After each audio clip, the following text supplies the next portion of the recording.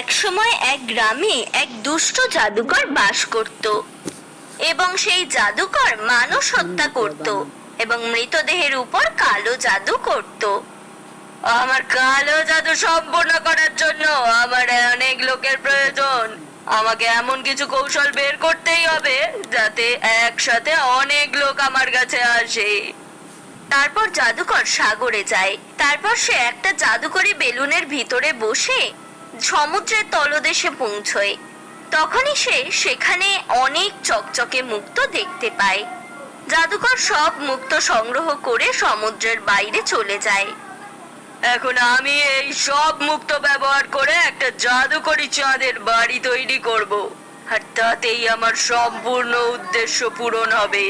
তারপর জাদুকর মাটিতে একটি গর্ত খনন করে এবং সেখানে আগুন জ্বালায়। তারপর সমস্ত মুক্তো তুলে আগুনের ভিতর ফেলে দিতে থাকে। কিছুক্ষণের মধ্যেই আগুনের ভিতর সমস্ত মুক্তো গলে যায়। তারপর জাদুকর মন্ত্রগুলি পড়তে শুরু করে। কিছুক্ষণের মধ্যেই আগুন নিভে যায় এবং তার ভিতর থেকে একটি বড় চাঁদ বের হয়ে জাদুকরের সামনে আসে।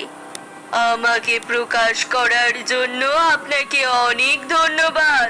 আমার প্রভু, বলুন আমাকে কি করতে হবে?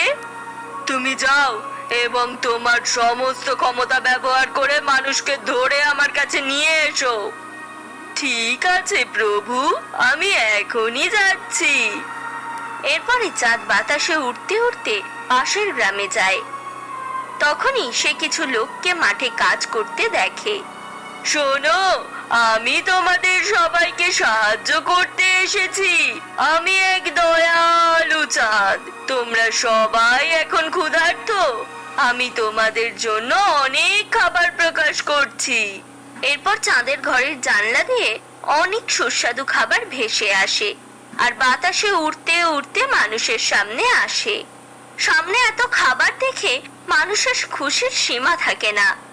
এরপর ওই সব মানুষ সব খাবার খেতে শুরু করে। আরে বাহ, এই খাবারটা সত্যি খুব ভালো ছিল। আমরা জীবনে এমন সুস্বাদু খাবার খাইনি। আপনি কি এখন আমাদের আইসক্রিম খেতে দিতে পারেন? হ্যাঁ হ্যাঁ, কেন না।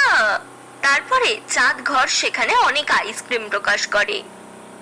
চলো এখন এই আইসক্রিম নিয়ে আমাদের বাচ্চাদের দিই। আইসক্রিম খেয়ে ওরা খুব খুশি হবে। আচ্ছা, তোমরা সবাই খাও। আমি এখান থেকে এখন যাচ্ছি। কাল আবার তোমাদের সাথে দেখা করতে আসবো। এরপরে সেখান থেকে চাঁদ বাতাসে উঠতে উঠতে অদৃশ্য হয়ে যায়।